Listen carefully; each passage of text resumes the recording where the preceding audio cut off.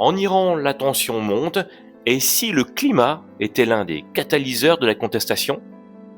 Ce qu'on observe aujourd'hui, ce n'est plus seulement une crise politique, c'est aussi une pression environnementale croissante.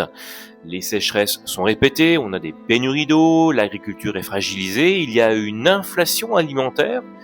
Alors c'est vrai, on explique souvent les révoltes par la politique, par l'économie, la corruption, c'est vrai, mais regarde-t-on toujours le contexte environnemental dans lequel elles émergent? En France, 1789, on est sous une monarchie absolue, pas de représentation, pas de place donc pour le citoyen.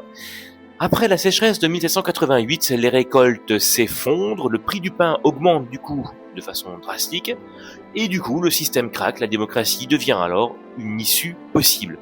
On a la même logique en Syrie, avant 2011, où le régime est autoritaire, verrouillé, aucune voie politique, et entre 2006 et 2010, une sécheresse exceptionnelle frappe le pays, les récoltes chutent, les populations rurales migrent alors vers les villes, la contestation éclate, puis dégénère en guerre civile.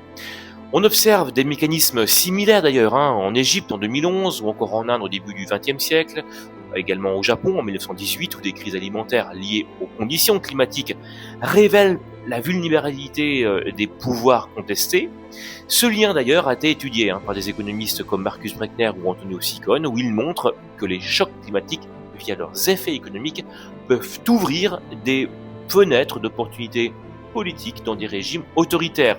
Le climat, bien sûr, n'est pas un acteur politique, mais dans les régimes qui oppriment leur peuple, il devient parfois un révélateur brutal, un catalyseur pour un peuple qui n'accepte plus de se taire.